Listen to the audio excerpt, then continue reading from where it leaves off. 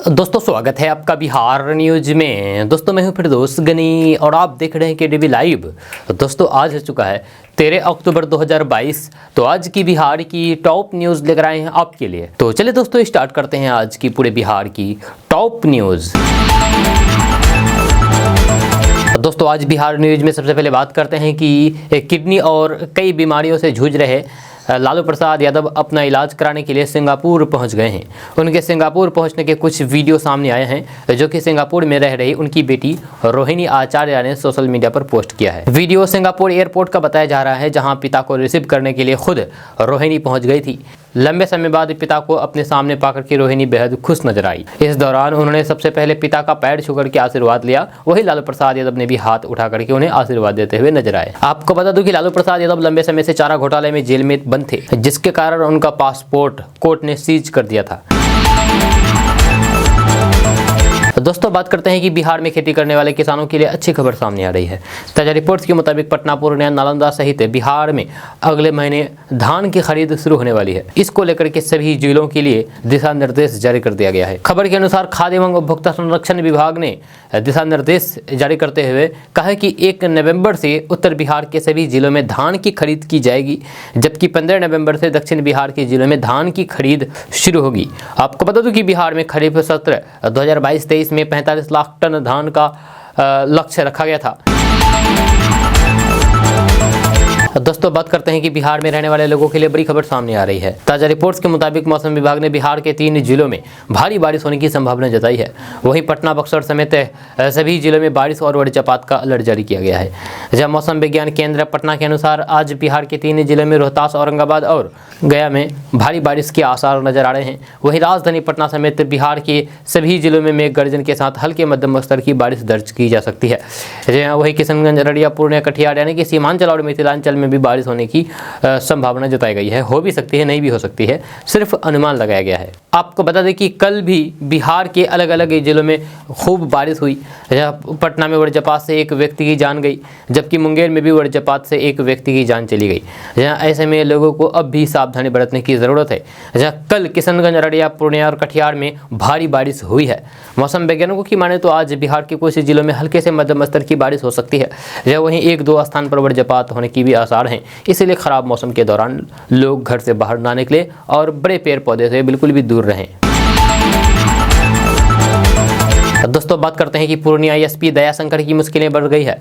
जब बिहार की विशेष निगरानी इकाई यानी कि SVU की टीम ने छापेमारी करके बेनामी संपत्ति के सबूत इकट्ठा किए हैं और इस आधार पर अब उनके खिलाफ कार्रवाई तेज की जाएगी। कल की वीडियो में आपको इसके बारे में छापेमारी के बारे में बताया गया था। 2014 बैच के IPS अधिकारी दयाशंकर पर गलत तरीके से आय से अधिक संपत्ति बनाने का आरोप लगा है और इस संबंध में छापेमारी करने वाले एजेंसी को काफ़ी सबूत मिले हैं। मिली जानकारी के अनुसार SP दयाशंकर की थानेदार, रीडर और अन्य पुलिसकर्मी के माध्यम से गलत तरीके से पैसा बना रहे थे।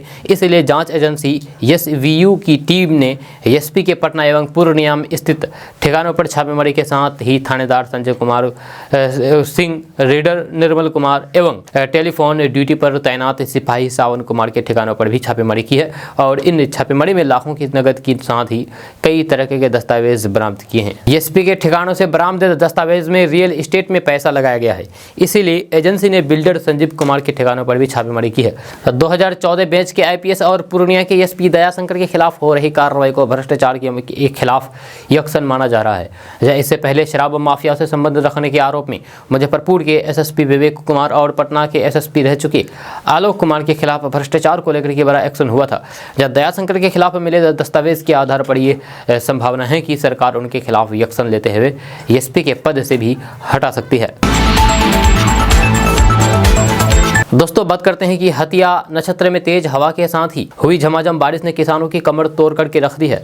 तेज हवा से धान की फसल गिर गई है, जिससे धान को खखड़ी होने की आशंका पैदा हो गई है। वहीं भारी वर्षा से अब रबी फसलों की बुआई में देरी हो जाएगी। खास करके दलहनी फसलों के अलावा एवं तिलहन की बुआई में देरी होना तय हो गया है। सोमवार को हथिया नक्षत्र समाप्त हो गया है। हथिया के उतरते राज्य के यानी कि बिहार के अधिकांश जिलों में भारी वर्षा दर्ज की गई है, जिससे खेतों में पानी भर गया है। साथ ही तेज हवा से धान की काफी फसल गिर गई है। कृषि प्रौद्योगिकी एवं प्रबंध अभिकरण के उप परियोजना निदेशक विरजन मणि का कहना है कि पिछले 2 दिनों से बिहार में तेज हवा के साथ अच्छी वर्षा हो रही है। इस वर्षा से धान की फसल को काफी नुकसान होने की संभावना है। वर्तमान में धान की फसल में दाने लग चुके हैं, जिससे फसल का ऊपरी हिस्सा भारी हो गया था।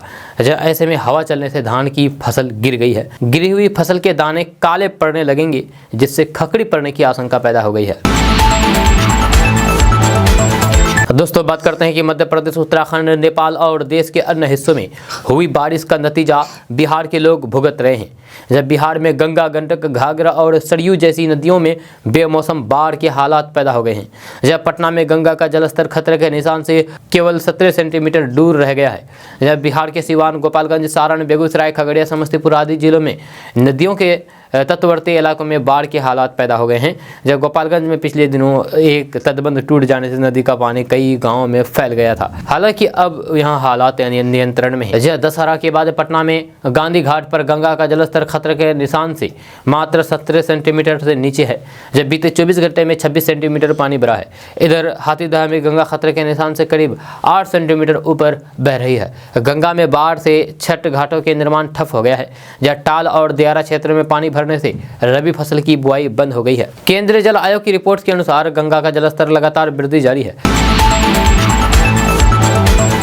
दोस्तों बात करते हैं कि बिहार के डिप्टी सीएम तेजस्वी यादव ने दिल्ली से बीजेपी सांसद प्रवेश वर्मा के खिलाफ बयान पर निशाना साधा है। उन्होंने कहा है कि बीजेपी का एक सांसद हिंदुओं से मुसलमानों की दुकान से सामान ना खरीदने की अपील कर रहा है। क्या बीजेपी के लोग मुस्लिम देशों से पेट्रोल डीजल खरीदना बंद कर सकते हैं? तेजस्वी यादव ने बीजेपी की सोच पर सवाल उठाते हुए कहा है कि इसी वजह से देश की अर्थव्यवस्था पटरी से उतर गई है। जहाँ हाल ही में दिल्ली के तालकोतरा स्टेडियम में हुए आरजेडी के राष्ट्रीय अधिवेशन में तेजस्वी यादव ने बीजेपी पर जमकर के हमला बोला। उन्होंने बीजेपी सांसद प्रवेश वर्मा का नाम लिए बिना उनके एक विवादित बयान पर कटाक्ष किया है। तेजस्वी यादव ने कहा है कि भाजपा का एक सांसद है जो ज्ञान बांटता था कि अल्पसंख्यक मुसलमान जितने हैं जो रेहड़ी पर फल बेचते हैं, गुमटी में दुकान लगाते हैं, वहां से हिंदू लोग कोई खरीदारी मत करो। डिप्टी सीएम तेजस्वी यादव ने आगे कहा है कि इन लोगों की क्या सोच है। बीजेपी वालों को बता देना चाहिए कि मुस्लिम देशों से जितना पेट्रोल डीजल आता है वहां से तेल लेना बंद कर देंगे क्या? खाड़ी देशों में कितने ही भारतीय की आबादी स्थानीय लोगों से भी ज्यादा है। बड़ी संख्या में लोग विदेश जाकर के काम करते हैं। अगर ऐसा हुआ तो फिर करोड़ों लोग रोड पर आ जाएंगे। बीजेपी की ऐसी सोच है जिस वजह से हमारे देश की आर्थिक स्थिति गड़बड़ा गई है, चौपट हो रखी है। दोस्तों बात करते हैं कि जयप्रकाश नारायण की जयंती को लेकर के बिहार में राजनीति शुरू हो गई है। जहां केंद्रीय गृह मंत्री अमित शाह बिहार दौरे पर थे, वहीं दूसरी तरफ सीएम नीतीश कुमार जेपी की जयंती पर नागालैंड पर थे। वहां से वापस आने के बाद उन्होंने प्रधानमंत्री नरेंद्र मोदी, अमित शाह पर निशाना साधा है। मुख्यमंत्री नीतीश कुमार ने बीजेपी पर हमला बोलते हुए एक बड़ा बयान दिया है। उन्होंने कहा है कि बीजेपी वाले अंड बंड बोलते रहते हैं, उसका क्या मतलब है। दरअसल नीतीश कुमार से जब अमित शाह के बिहार दौरे को लेकर के सवाल किया गया तो फिर उन्होंने कहा है कि आज जो प्रधानमंत्री है वे जो मुख्यमंत्री बने हैं तो क्या ई क्या थे आप जरा सोचिए क्या चीज थे। इन लोगों को क्या मालूम है। यही नहीं, उन्होंने ये भी कहा है कि इन लोगों को कोई ज्ञान ही नहीं है, कोई जानकारी ही नहीं है। क्या उम्र है इनकी? उनके पार्टी के लोग हमको बोल रहे हैं कि हम बहुत उम्र के हो गए हैं, तो फिर वे जिनके नेता हैं उनका उम्र क्या है? इसीलिए ये सब क्या बोलते रहता है, अंड बंड बोलते रहता है, उसका कोई मतलब नहीं है। यानी कि साफ साफ नीतीश कुमार ने बीजेपी को इशारों में कह दिया है कि आप लोगों से हमको कोई मतलब नहीं है, आप कुछ भी अंड बंड बोलते रहे, उससे हमको कोई लेना देना नहीं है। वहीं सीएम नीतीश कुमार ने बीजेपी सांसद पर भी तीखे प्रहार किए हैं। उन्होंने सुशील कुमार मोदी पर हमला बोलते हुए कहा है कि आजकल कुछ से कुछ बोलते रहता है, इसी चक्कर में कि कुछ जगह मिल जाए रोज बोलता है, रोज दिन भर में खाली सुनते हैं कि 10 बार 15 बार ट्वीट करते रहता है। क्या मतलब है? कुछ भेटाड़ा है क्या? दोस्तों बात करते हैं कि नक्सलियों अपराधियों को पकड़वाने के लिए इनाम की घोषणा तो आपने सुनी होगी, लेकिन भ्रष्टाचारी राशन डीलरों को पकड़ाने के लिए इनाम का ऐलान शायद ही कहीं सुनने को मिले हैं। जब बिहार में एक ऐसा ही मामला सामने आया है जहां मुखिया ने भ्रष्टाचार को रोकने के लिए ये कवायद की है। जब मामला वैशाली जिला से जुड़ा हुआ है, जब प्रखंड क्षेत्र के चक अलदाद पंचायत के मुखिया ने अपने पंचायत के भ्रष्टाचारी डीलरों को सबक सिखाने की ठानी है। इस कड़ी में मुखिया ने गरीबों को इस कड़ी में मुखिया ने गरीबों का राशन बेचते या फिर घपला घोटाला करते पकड़ाने वाले को 51,000 रुपए का इनाम देने का ऐलान किया है। मुखिया की इस घोषणा से पंचायत के जन वितरण प्रणाली दुकानदार में हरकंप मच गया है। यह पंचायत के लोगों को बार बार कम राशन देने और फिर डीलरों द्वारा घपला घोटाला किए जाने से परेशान मुखिया ने बाकायदा सोशल मीडिया पर भी सार्वजनिक रूप से इस व्यक्ति को 51,000 रुपए बतौर इनाम देने की घोषणा की है, जो डीलरों के काले कारनामे को उजागर करेगा। जब मुखिया बताते हैं कि डीलरों की मनमानी से पंचायत के लोग परेशान हैं और यही वजह थी कि एक बार पुलिस की मौजूदगी में उन्हें राशन का वितरण करवाना पड़ा था। दोस्तों बात करते हैं कि बिहार में अपराधियों का मनोबल लगातार बढ़ते ही जा रहे हैं। इसी बीच सीवान जिले से एक हैरान कर देने वाला मामला सामने आया है, जहां बर्थडे पार्टी के दौरान लोगों ने पहले जम करके शराब पी और बाद में पुलिस की टीम पर हमला कर दिया। मामला सीवान जिले के रघुनाथपुर प्रखंड के राजपुर गाँव का है। मंगलवार की देर रात यहाँ बर्थडे पार्टी चल रहा था, जिसमें लोग जम करके शराब पी रहे थे। यह सूचना मिलते ही पुलिस मौके पर पहुंच गई।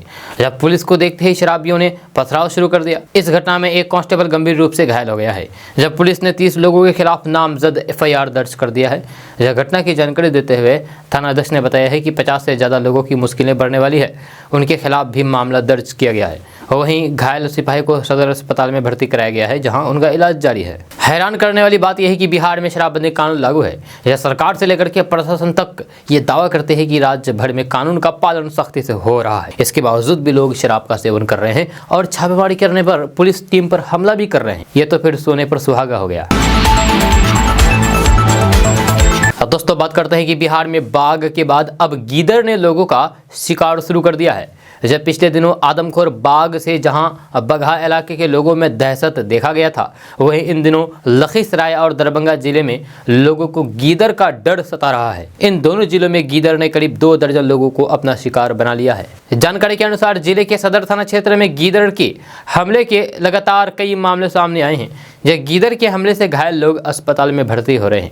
अब तक करीब दर्जन भर लोगों को गीदड़ अपना शिकार बना चुका है। गीदड़ के आतंक से लोगों में दहशत है। गीदड़ का आतंक यहाँ इस कदर बढ़ गया है कि लोग अब घर से बाहर निकलने में भी डरने लगे हैं।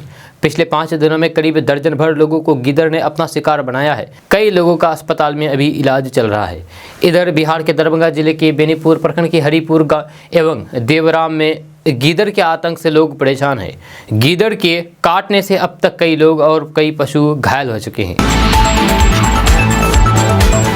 तो दोस्तों बात करते हैं कि बिहार के वैशाली में बड़ा हादसा हुआ है, जहाँ लालगंज में गंडक नदी में लोगों से भरी एक नाव डूब गई।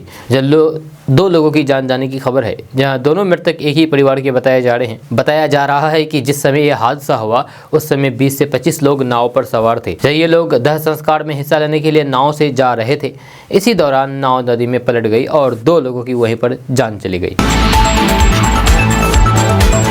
दोस्तों बात करते हैं कि बिहार में मीडिया और अखबारों में सीएम नीतीश कुमार से जुड़ी हर बातें, हर कार्य, हर गतिविधियों को प्रमुखता से जगह दी जाती है। बीते दिनों उनके नागालैंड दौरे को भी बिहार के सभी अखबारों में प्रमुख खबर के रूप में प्रकाशित की गई है। लेकिन इन खबरों के बाद भी नीतीश कुमार खुश नजर नहीं आ रहे हैं। अपना यह दुख खुद जाहिर कर दिया है। दरअसल राम मनोहर लोहिया की पुण्यतिथि पर उनकी प्रतिमा पर माल्यार्पण करने पहुंचे सीएम नीतीश कुमार मीडिया से बातचीत कर रहे थे। इस दौरान उन्होंने अमित शाह के बिहार दौरे और फिर खुद के नागालैंड दौरे को लेकर के बात की है। लेकिन इस दौरान उन्होंने दिल्ली की मीडिया को लेकर के अपना दुख भी जाहिर कर दिया है। सीएम नीतीश कुमार ने कहा है कि अमित शाह बिहार के दौरे पर आए थे, उन्होंने मेरे खिलाफ खूब बोला, जिसे दिल्ली के सभी अंग्रेजी अखबारों में बड़ी खबर के रूप में प्रकाशित किया गया है। लेकिन हमरा कोई छापेगा जी। इस दौरान वो ये भी कहने नहीं भूले कि इसमें उन मीडिया कर्मियों की कोई गलती नहीं है। बिहार में नीतीश कुमार लंबे समय से मुख्यमंत्री हैं, लेकिन जब से उन्होंने आरजेडी के साथ मिलकर के अपनी सरकार बनाई है, वे कई बार मीडिया के कामों पर भी सवाल उठा चुके हैं और साफ साफ कहा है कि उनके कार्य को मीडिया सही तरीके से नहीं दिखाता है। सीएम नीतीश कुमार हर बार ये बात कहने से नहीं चूकते हैं कि मीडिया पर ऊपर वाले ने कब्जा जमा करके रखा हुआ है। तो दोस्तों बात करते हैं कि भारतीय रेलवे अपने यात्रियों की सुख सुविधाओं का खास ख्याल रखता है। ट्रेनों के परिचालन से संबंधित सभी तरह की जानकारी रेलवे अपने यात्रियों से शेयर करता रहता है। अपने सोशल मीडिया हैंडल के साथ साथ ऑफिशियल वेबसाइट के माध्यम से भी रेलवे ट्रेनों के रद्द होने से लेकर के उनके रूट में बदलाव की जानकारी यात्री तक पहुंचाता है। दोस्तों बिहार के किसानों के लिए अच्छी खबर सामने आ रही है। ताजा रिपोर्ट के मुताबिक बिहार में अगर कोई किसान मधुमक्खी पालन करते हैं तो फिर उन्हें सरकार के द्वारा 75 से 90% तक अनुदान दिया जाएगा। इसके लिए किसानों से ऑनलाइन के द्वारा आवेदन मांगे गए हैं। खबर के अनुसार वित्तीय वर्ष 2022-23 में जिले में किसानों को मधुमक्खी पालन के लिए 1800 हनी बॉक्स देने का लक्ष्य रखा गया है। इससे जीविका समूह से जुड़े किसानों को 1000 बॉक्स दिया जाएगा। वहीं SC/ST किसानों को 300 और सामान्य वर्ग के किसानों को 500 बॉक्स दिया जाएगा। आपको बता दें कि यह योजना पहले आओ और पहले पाओ के तर्ज पर संचालित होती है। इसीलिए अगर आप इस योजना का लाभ लेना चाहते हैं तो फिर आप उद्यान विभाग के पोर्टल पर ऑनलाइन आवेदन कर सकते हैं। इसको लेकर के दिशा निर्देश जारी कर दिया गया है। इस योजना के तहत सामान्य वर्ग के मधुमक्खी पालकों को 75% और SC/ST को 90% अनुदान दिया जाएगा। आपको बता दें कि पूर्व से मधुमक्खी पालन का प्रशिक्षण लेने वाले किसानों को सबसे पहले प्राथमिकता दी जाएगी। दोस्तों बात करते हैं कि बिहार में नौकरी की तलाश कर रहे युवाओं के लिए अच्छी खबर सामने आ रही है। ताजा रिपोर्ट्स के मुताबिक पटना, भागलपुर, बक्सर सहित बिहार में 10,000 पदों पर भर्ती होने वाली है। ये भर्ती बिहार में भूमि सर्वेक्षण को लेकर की होगी। इसको लेकर के जल्द ही नोटिफिकेशन जारी कर दिया जा सकता है। खबर के अनुसार राजस्व एवं भूमि सुधार मंत्री आलोक कुमार मेहता ने भर्ती से संबंधित जानकारी दी है। उन्होंने कहा कि बिहार में भूमि सर्वेक्षण के काम में तेजी लाने के लिए इन पदों पर भर्ती की जाएगी। इसको लेकर के तैयारियां की जा रही है। आपको बता दूं कि इस भर्ती प्रक्रिया के तहत 8200 पद सिर्फ अमीन के होंगे। इसके अलावा विशेष सर्वेक्षण सहायक, बंदोबस्त पदाधिकारी, कानूनगो और लिपिक के पद भरे जाएंगे। एक सप्ताह के अंदर नोटिफिकेशन जारी कर दिया जा सकता है। दरअसल बिहार में जमीन सर्वे का काम चल रहा है। इस सर्वे के बाद प्रदेश भर में यानी कि पूरे बिहार में चकबंदी का काम शुरू होगा। ऐसे में इन कर्मियों की बहाली जल्द से जल्द होगी और फरवरी माह में इसको प्रशिक्षण करके बिहार के सभी 38 जिलों में तैनात कर दिया जाएगा। दोस्तों बात करते हैं कि बिहार के पटना, पूर्णिया, मुंगेर, बक्सर समेत 38 जिलों के लोगों को समग्र गव्य विकास योजना के तहत 2,50,000 रुपये का अनुदान मिल रहा है। इस योजना का लाभ लेने के लिए बिहार के युवक युवतियां ऑनलाइन के द्वारा आवेदन कर सकते हैं। खबर के अनुसार बिहार में दूध के उत्पादन को बढ़ाने के लिए सरकार के द्वारा आर्थिक मदद दिया जा रहा है। बिहार के युवक और युवतियों को बिहार सरकार 2 दुधारू और 4 दुधारू मवेशियों की इकाई के लिए 75% की सब्सिडी दे रही है। आपको बता दूं कि समग्र गव्य विकास योजना के तहत दुधारू मवेशियों की डेयरी स्थापित के लिए सामान्य वर्ग के लोगों को 1,69,000 का अनुदान दिया जा रहा है, जबकि अन्य सभी वर्ग के लोगों को 2,50,000 रुपये का अनुदान मिल रहा है। इस योजना की सहायता से बिहार के शिक्षित बेरोजगार युवक और युवतियों को डेयरी इकाई की स्थापना करने और फिर खुद का व्यापार शुरू करने का मौका मिल रहा है। अगर आप इसका लाभ लेना चाहते हैं तो फिर इसके लिए ऑनलाइन के द्वारा आप आवेदन कर सकते हैं। दोस्तों बात करते हैं कि बिहार में राजधानी पटना से बड़ी खबर सामने आ रही है। ताजा रिपोर्ट्स के मुताबिक बिहार में इस समय जमीन सर्वे का काम चल रहा है। इस सर्वे प्रक्रिया में तेजी लाने के लिए पटना, बक्सर, आरा समेत बिहार के हर 4 गांवों पर एक अमीन की तैनाती की जाएगी। खबर के अनुसार जमीन सर्वे की प्रक्रिया को पूरा करने के लिए हर अंचल में सिर्फ एक शिविर का निर्माण होगा और हर शिविर में एक शिविर प्रभारी, सहायक बंदोबस्त पदाधिकारी, 2 कानूनगो, 2 लिपिक और हर 4 मौजा गांव पर एक अमीन की तैनाती की जाएगी। राजस्व एवं भूमि सुधार मंत्री आलोक कुमार मेहता ने कहा है कि भूमि सर्वेक्षण को जल्द से जल्द पूरा करना सरकार की प्राथमिकता है। इसके लिए सरकार के द्वारा कई बड़े कदम उठाए जा रहे हैं। अगले 2 साल में यानी कि 2024 के आखिर तक पूरे बिहार में सर्वे पूरा करने का लक्ष्य है। आपको बता दूं कि प्रथम चरण के 20 जिलों के 89 अंचलों में भूमि सर्वेक्षण के विभिन्न चरणों का काम चल रहा है। वहीं दूसरे चरण के 18 जिलों में जमीन सर्वे का काम शुरू हो जाएगा। इन कामों में तेजी लाने के लिए अमीन, कानूनगो आदि के 10,000 पदों पर जल्द ही भर्ती की जाएगी। दोस्तों अब बात करते हैं कि बिहार की फुलवाड़ी शरीफ में हत्या का मामला सामने आया है। यहाँ पर पत्नी ने अपने प्रेमी के साथ पति की हत्या कर दी। फिलहाल पुलिस ने मामला दर्ज करके 2 लोगों को गिरफ्तार कर लिया है और आगे की जांच शुरू कर दी है। दरअसल ये मामला बिहार के फुलवाड़ी शरीफ का है। यहाँ पर पत्नी ने अपने प्रेमी के साथ मिलकर के पति की संपत्ति के लिए छत से नीचे धक्का दे दिया, जिसके बाद उसकी जान चली गई। इस मामले को लेकर के परिवार वालों ने आरोप लगाया है कि जमीन और फिर रुपये की खातिर उनकी बहू ने बेटे की हत्या कर दी। मृतक का नाम अनूप कुमार बताया जा रहा है, जिसके बाद परिवार वालों ने इस पूरे मामले को लेकर के थाने में आवेदन दिया है, जिसमें उन्होंने अपनी बहू को नामजद अभियुक्त बनाया है। घटना को लेकर के बताया जा रहा है कि पत्नी का किसी से प्रेम प्रसंग चल रहा था। जब पुलिस ने बताया है कि देर रात अनूप कुमार के छत से गिरने से सिर पर चोट आई है और अस्पताल में जाते ही उनकी जान चली गई। मृतक के पिता ने अनूप की पत्नी पर अपने 2 प्रेमियों के साथ मिलकर के पुत्र की छत से धक्का देकर के हत्या का आरोप लगाया है। मृतक की बहन भी अनु की पत्नी पर पर अवैध संबंध रखने और फिर प्रेमी के साथ मिलकर के छत पर से धक्का देकर के हत्या करने की बात कही है। वहीं मृतक की पत्नी का कहना है कि ऐसा कुछ नहीं हुआ है। उसने बताया है कि अनूप अपने बच्चों के साथ खाना खा रहे थे, उसी दौरान उन्होंने छत से कुछ दिखाई देने की बात कही और वह छत की तरफ दौड़े, जिस पर उन्हें रोकने की कोशिश की गई लेकिन वह छत पर से कूद गए। इस मामले में पुलिस ने मृतक की पत्नी के 2 प्रेमियों को गिरफ्तार कर लिया है और आगे की कार्रवाई शुरू कर दी है। दोस्तों बात करते हैं कि आजकल लगभग सभी लोगों के पास स्मार्टफोन है और लोग उसमें इंटरनेट का उपयोग भी करते हैं। अब टैरिफ प्लान के साथ अनलिमिटेड डाटा आता है, इस वजह से लोग जम करके इंटरनेट का इस्तेमाल करते हैं। अनलिमिटेड डाटा की वजह से लोग अपना इंटरनेट डाटा हमेशा ऑन ही रखते हैं।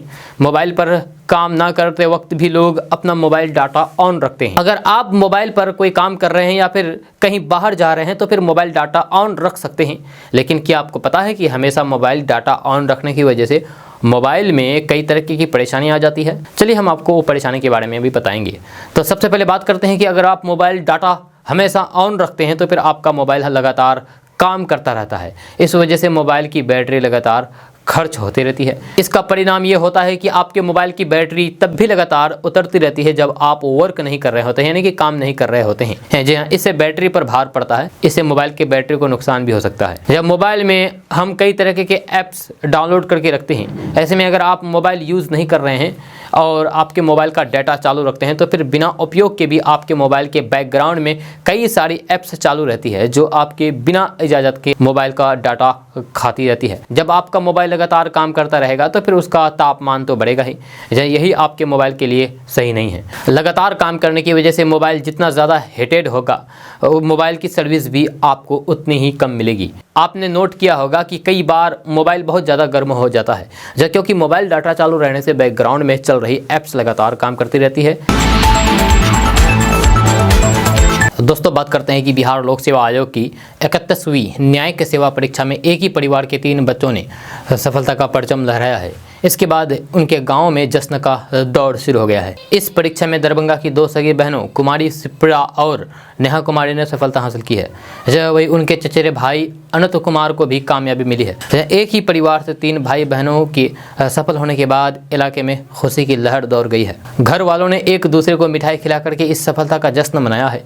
लंबे समय के बाद बिहार लोक सेवा आयोग की 31वीं न्यायिक सेवा परीक्षा का अंतिम परिणाम सोमवार देर रात जारी कर दिया गया। इसमें अनंत कुमार, चचेरी बहनों कुमारी सुप्रा और नेहा कुमारी ने सफलता का परचम लहरा दिया है। जानकारी के अनुसार तीनों भाई बहनों ने ये सफलता अपने पहले ही प्रयास में हासिल की है। इससे उनकी खुशी दोगुनी हो गई है। तीनों ने LLM तक की पढ़ाई की है और चाणक्य नेशनल लॉ यूनिवर्सिटी के छात्र रहे हैं। हाँ दोस्तों बात करते हैं कि मुख्यमंत्री नीतीश कुमार ने कहा है कि लोकनायक जयप्रकाश नारायण ने 14 सदस्यीय कमेटी बनाई थी, जहां उस कमेटी में मैं भी शामिल था। वे हमें बहुत मानते थे, इस कारण जेपी को करीब से जानने समझने का मौका मिला। बिहार में जब हमें काम करने का मौका मिला तो हम उन्हीं के बताए रास्ते पर चल कर के बिहार का विकास कर रहे हैं। मुख्यमंत्री नीतीश कुमार ने ये बातें जेपी जयंती पर आयोजित राजकीय समारोह जदयू की ओर से सम्राट अशोक कन्वेंशन हॉल स्थित बापू सभागार में आयोजित कार्यक्रम और फिर नागालैंड में आयोजित एक समारोह में कही है। मुख्यमंत्री नीतीश कुमार ने कहा है कि उनकी स्मृति में हम लोग सब काम करते रहते हैं। लोकनायक जयप्रकाश नारायण के नेतृत्व में ही हम लोगों ने काम किया है। उनकी इच्छा और फिर सिद्धांतों के अनुरूप चलकर ही बिहार को लगातार आगे बढ़ाने और फिर इसको विकास के लिए काम कर रहे हैं। जब तक हम जीवित हैं उन्हें भूल नहीं सकते हैं। दोस्तों बात करते हैं कि UIDAI ने 11 अक्टूबर को उन लोगों से अपने दस्तावेजों एवं जानकारियों को अपडेट कराने का आग्रह किया है जिन्होंने अपना आधार 10 साल पहले बनवाया था और उसके बाद कभी अपडेट नहीं किया है। UIDAI ने एक बयान जारी करके अपील की है। UIDAI ने कहा है कि ऐसे व्यक्ति जिन्होंने अपना आधार 10 साल पहले बनवाया था एवं उसके बाद इन सालों में कभी अपडेट नहीं करवाया है, ऐसे आधार नंबर धारकों से दस्तावेज अपडेट कराने का आग्रह किया जाता है। निकाय ने कहा है कि UIDAI ने इस संबंध में आधार धारकों को दस्तावेज अपडेट की सुविधा निर्धारित शुल्क के साथ प्रदान की है और आधार धारक व्यक्तित्व पहचान प्रमाण और पते के प्रमाण से जुड़े दस्तावेजों को आधार डेटा में अपडेट कर सकता है। ये सुविधा ऑनलाइन भी प्राप्त की जा सकती है। UIDAI ने बताया है कि इस 10 साल के दौरान आधार संख्या किसी व्यक्ति की पहचान के प्रमाण के रूप में उभरा है और आधार संख्या का उपयोग विभिन्न सरकारी योजनाओं एवं सेवाओं का लाभ उठाने के लिए किया जा रहा है। UIDAI ने कहा है कि इन योजनाओं एवं सेवाओं का लाभ उठाने के लिए लोगों को व्यक्तिगत नवीनतम विवरण से आधार डेटा को अपडेट रखना है ताकि आधार प्रमाणीकरण एवं सत्यापन में कोई असुविधा ना हो।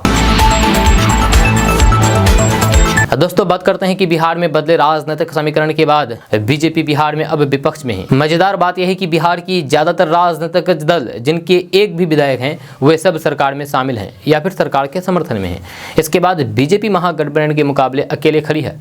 यह तब सवाल उठ रहा है कि बिहार में महागठबंधन को चुनौती देने के लिए बीजेपी का चेहरा कौन होगा। नीतीश कुमार के साथ रहने के दौरान पहले राजनीतिक हलकों में बीजेपी के प्रदेश अध्यक्ष को लेकर के कोई खासा चर्चा नहीं होती थी। अब जब बीजेपी बिहार में अकेले रह गई है और प्रतिद्वंदी हर समीकरण से लबरेज हैं, तब बीजेपी भी बिहार में ऐसे किसी चेहरे को तलाश कर रही है जो महागठबंधन का न सिर्फ मजबूती से मुकाबला करे बल्कि जातीय समीकरण में भी फिट बैठे। भारतीय जनता पार्टी चाहेगी कि उनका नया प्रदेश अध्यक्ष लालू नीतीश कुमार को न सिर्फ कड़ी टक्कर दे, वह अनुभवी के साथ तेज तर्रार हो, महागठबंधन के नेताओं को उसी अंदाज में जवाब भी दे और जातीय समीकरण में भी फिट बैठे। जब बीजेपी ने इससे पहले विधानसभा में विजय सिन्हा और विधान परिषद में सम्राट चौधरी को नेता प्रतिपक्ष बनाकर के स्वर्ण और पिछड़ा वोट को साधने के लिए दांव खेला है। अब बीजेपी की नज़र अति पिछड़ा और दलित समुदाय पर टिकी हुई है। जब बिहार में करीब 17% दलित वोट हैं, यही वजह है कि पूर्व मंत्री जनक राम का नाम रेस में सबसे आगे चल रहा है। जनक राम के जरिए बीजेपी बिहार में दलित और पिछड़ी जाति के वोट को साध सकती है। नीतीश कुमार के पाला बदलने के बाद महागठबंधन जातीय समीकरण में मजबूत हुआ है। महागठबंधन के पास मुस्लिम, यादव और कोयरी कुर्मी का बड़ा वोट पैकेट है। दोस्तों बात करते हैं कि बिहार में 2 सीटों पर उपचुनाव होने वाला है। जहाँ ये 2 सीट मोकामा और गोपालगंज हैं। जहाँ इसको लेकर के राजनीतिक सरगर्मी तेज हो गई है। जहाँ सभी पार्टियां तैयारी में जुट गई है। बीजेपी ने पहले ही अपने उम्मीदवारों की घोषणा कर चुकी है, वहीं अब महागठबंधन ने भी अपने उम्मीदवारों के नाम की घोषणा कर दी है। जहाँ मोकामा से नीलम देवी और गोपालगंज से मोहन प्रसाद गुप्ता के नामों का ऐलान कर दिया गया है। दोस्तों बात करते हैं कि बिहार की राजधानी पटना से सटे मनेर में मंगलवार की देर रात हुई बारिश के दौरान वज्रपात की चपेट में एक व्यक्ति की जान चली गई, जबकि लगभग 1.5 दर्जन लोग घायल हो गए। मृतक की पहचान रतनटोला गांव के रहने वाले शारदानंद राय के रूप में हुई है। जब सभी घायलों को मनेर के ही एक निजी अस्पताल में दाखिल कराया गया है, जहाँ सभी का उपचार जारी है। दोस्तों बात करते हैं कि साइबर अपराधियों के निशाने पर अब पेंशनधारी आ गए हैं। साइबर साथिरों ने पेंशनधारियों का डेटा चुरा करके फोन करना शुरू कर दिया है और ठगी का शिकार बनाया है। यूपी, दिल्ली और रांची के बाद पटना के एक शख्स को भी कॉल आया है। हालांकि सही समय पर वे समझ गए और कॉल काट कर रख दिया। इस संबंध में यूपी और दिल्ली के साइबर सेल ने एक अलर्ट भी जारी कर दिया है। साइबर अपराधी पेंशन धारकों को जीवन प्रमाण पत्र ऑनलाइन अपडेट करने के लिए कॉल कर रहे हैं और खातों से पैसे की निकासी कर ले रहे हैं। दोस्तों बात करते हैं कि मुख्यमंत्री नीतीश कुमार ने जेपी की जयंती पर उनके पैतृक गांव सिताब दियारा में केंद्रीय गृह मंत्री अमित शाह द्वारा किए गए जुबानी हमले पर प्रतिक्रिया देते हुए कहा है कि जेपी का नाम लेकर के वे लोग हम पर हमला कर रहे हैं, जिन्हें ना देश से मतलब है और ना ही देश की एकता से। नीतीश कुमार ने कहा है कि जो लोग हम पर उंगली उठा रहे हैं, पहले उन्हें देश को बताना चाहिए कि उन लोगों ने क्या किया है। नीतीश कुमार ने अमित शाह के बयान पर उन्हें आड़े हाथों लेते हुए समाचार एजेंसी ANI से कहा है कि जिन लोगों का आज़ादी की लड़ाई में कुछ मतलब नहीं है, वे आज जेपी के नेतृत्व में हुए आंदोलन पर बोल रहे हैं। आजकल जो लोग बोल रहे हैं उनकी आंदोलन में क्या भूमिका थी। नीतीश कुमार ने कहा है कि जिस पार्टी का ना तो जन आंदोलन से कोई सरोकार है और न ही देश की एकता अखंडता से, जहाँ उसके लोग हमें जेपी के विचारों का पाठ पढ़ा रहे हैं। जेपी का नाम भी ये लोग केवल अपने फायदे के लिए ले रहे हैं। आपको बता दूं कि अमित शाह जेपी जयंती पर उनकी जन्मभूमि सिताब दियारा में आयोजित एक समारोह में राजद प्रमुख लालू प्रसाद यादव और मुख्यमंत्री नीतीश कुमार पर जमकर के हमला बोला है। यह अमित शाह ने विशेष तौर पर नीतीश कुमार को कटघरे में खड़ा किया और कहा कि सत्ता हासिल करने के लिए इन्होंने जेपी के विचारों की बलि दे दी है। जब बिहार के मुख्यमंत्री नीतीश कुमार सत्ता लोपुल है। गृह मंत्री अमित शाह ने कहा कि नीतीश कुमार ने केवल सत्ता में बने रहने के लिए जेपी के सिद्धांतों की तिलांजलि दे रहे हैं। या सत्ता के लिए पाला बदलने वाले ये लोग आज कुर्सी पर बैठे हुए हैं। ये जेपी को भूल गए हैं, सत्ता के लिए कांग्रेस की गोद में जाकर के बैठ गए हैं। उन्होंने कहा है कि 5-5 बार सत्ता का पाला बदलने वाले लोग आज बिहार के मुख्यमंत्री बनकर के बैठे हैं। उन्होंने कहा है कि बिहार के लोगों को फैसला करना है कि वे बिहार की सत्ता जेपी के सिद्धांत विरोधी को देंगे या फिर जेपी के सिद्धांतों को मानने वाले को। दोस्तों बात करते हैं कि भारत जोड़ो यात्रा पर निकले कांग्रेस के पूर्व राष्ट्रीय अध्यक्ष राहुल गांधी की यात्रा का सिलसिला अनवरत जारी रहेगा। कन्याकुमारी से कश्मीर तक की यात्रा समाप्त होने के बाद राहुल गांधी असम से गुजरात तक की पद यात्रा करेंगे। मंगलवार को पार्टी के अध्यक्ष पद के उम्मीदवार मल्लिकार्जुन खड़गे ने बिहार की राजधानी पटना में राहुल के प्रस्तावित कार्यक्रम की घोषणा की है। खड़गे ने कहा कि राहुल गांधी का फैसला है कि देश को एकजुट करने और फिर सांप्रदायिक शक्तियों के खिलाफ उनका हल्ला बोल जारी रहेगा। जब अपनी इसी सोच के तहत वे इन दिनों कन्याकुमारी से कश्मीर तक की भारत जोड़ो यात्रा पर हैं। इस यात्रा के समाप्त होने के बाद उनका असम से गुजरात तक की पद यात्रा का कार्यक्रम है। आपको बता दूं कि राहुल गांधी की भारत जोड़ो यात्रा 12 राज्यों और फिर 2 केंद्र शासित प्रदेशों से गुजरने वाली है। जहां इन राज्यों में तमिलनाडु, केरल, कर्नाटक, आंध्र प्रदेश, तेलंगाना, महाराष्ट्र, मध्य प्रदेश, राजस्थान, हरियाणा, उत्तर प्रदेश, दिल्ली, पंजाब, हिमाचल प्रदेश होते हुए जम्मू कश्मीर पहुंचेगी। इस यात्रा के बाद वे असम से गुजरात तक की यात्रा करेंगे, जिसका कार्यक्रम पहली यात्रा समाप्त होने के बाद जारी रहेगी। दोस्तों बात करते हैं कि बिहार के राजस्व एवं भूमि सुधार विभाग अगले 3 माह के अंदर 10,000 युवाओं को नौकरी देने वाले हैं और इसके जल्द से ही बहाली की प्रक्रिया शुरू होने की जानी है। यह सरकारी नौकरी का इंतजार कर रहे युवाओं को एक बड़ा मौका मिलने वाला है। दरअसल राजस्व एवं भूमि सुधार विभाग राज्य में यानी कि बिहार में भूमि सर्वेक्षण का काम बेहतर तरीके से पूरा करना चाह रही है और इसी के लिए अमीन समेत विभिन्न पदों पर करीब 10,000 भर्ती करने वाली है। मिली जानकारी के अनुसार 10,000 में 8,200 पद अमीन के होंगे, जबकि अन्य पद सहायक बंदोबस्त पदाधिकारी, लिपिक एवं अन्य पद के होंगे। इस सभी कर्मियों की नियुक्ति फरवरी 2023 से पहले करने का लक्ष्य रखा गया है। इस संबंध में बिहार सरकार के राजस्व एवं भूमि सुधार मंत्री आलोक कुमार मेहता ने कहा है कि भूमि सर्वेक्षण को जल्द से जल्द पूरा करना महागठबंधन सरकार की प्राथमिकता है, जहां इसके लिए सरकार हर संभव कदम उठा रही है। दोस्तों बात करते हैं कि बिहार की राजधानी पटना में लगातार वर्षा के कारण डेंगू बेकाबू होते जा रहा है। जहाँ कल रिकॉर्ड 349 लोगों की डेंगू जांच रिपोर्ट पॉजिटिव आई है। ये आंकड़े ज़्यादातर सरकारी पैथोलॉजी और केंद्र और फिर अस्पतालों से लिए गए हैं। अनुमान है कि पटना में रोजाना हजारों से अधिक मरीज सामने आ रहे हैं। ऐसा इसलिए क्योंकि बहुत सारे लोग निजी जांच केंद्रों में जांच कराने के बाद मोहल्ले के ही छोटे मोटे क्लिनिकों में इलाज करा रहे हैं। पटना में स्वास्थ्य विभाग की रिपोर्ट के आधार पर सोमवार को लिए गए नमूने में 169 डेंगू रोगी मिले। इसके अलावा पीएमसीएच में मंगलवार को 161 लोगों की जांच हुई, जिसमें से 97, एनएमसीएच में 128 में से 60, आईजीएमएस में 62 में से 23 की रिपोर्ट पॉजिटिव आई है। दोस्तों बात करते हैं कि बिहार की यूनिवर्सिटी में रिसर्च करने वाले उम्मीदवारों के लिए अच्छी खबर सामने आ रही है। जब बिहार सरकार ने रिसर्चर्स के लिए फेलोशिप की राशि को बढ़ा दिया है। इस साल से 4,90,80,000 रुपये खर्च करेंगे। जी हाँ, जिसके बाद रिसर्चर को हर महीने 10,000 रुपये मिलेंगे। अभी तक यूजीसी क्वालिफाई छात्रों को ही रिसर्चर के लिए राशि देती है। जहाँ इसके लिए उम्र सीमा 28 साल निर्धारित की गई है। बिहार सरकार ने उम्र सीमा को भी बढ़ा दिया है। जहाँ उच्च शिक्षा में गुणवत्ता को बढ़ावा देने के लिए राज्य सरकार द्वारा ये फैसला लिया गया है। यह सरकार ने सभी यूनिवर्सिटी को पत्र लिखकर के रिसर्चर की लिस्ट मांगी गई है। सरकार की ओर से सभी विश्वविद्यालय को पत्र भेजकर के 14 अक्टूबर तक विश्वविद्यालयों की रिसर्चर की लिस्ट मांगी गई है। यह लिस्ट के साथ इस फेलोशिप की नियमावली में भी विश्वविद्यालय को भेजी गई है। यहाँ यूनिवर्सिटी के अंतर्गत पीएचडी के लिए रजिस्ट्रेशन कर चुके छात्र, जेआरएफ और नेट में सफल छात्रों की लिस्ट समेत अन्य डाटा उपलब्ध कराना है। मुख्यमंत्री फेलोशिप योजना वैसे छात्रों को दी जाती है जिनका पीएचडी और एमफिल यूजीसी के गाइडलाइंस के हिसाब से होगा। दोस्तों आज का न्यूज़ बस यहाँ तक। कैसा लगा नीचे कमेंट बॉक्स में कमेंट करके ज़रूर बताइए। अगर आप नए आए हैं इस चैनल पर तो फिर चैनल को सब्सक्राइब करके बेल आइकन को प्रेस कर दीजिए और साथ में वीडियो को लाइक कर दीजिए, अपने दोस्तों के साथ शेयर भी कीजिए। तो चलिए दोस्तों फिर मिलते हैं नेक्स्ट वीडियो में, तब तक के लिए जय हिंद, जय बिहार।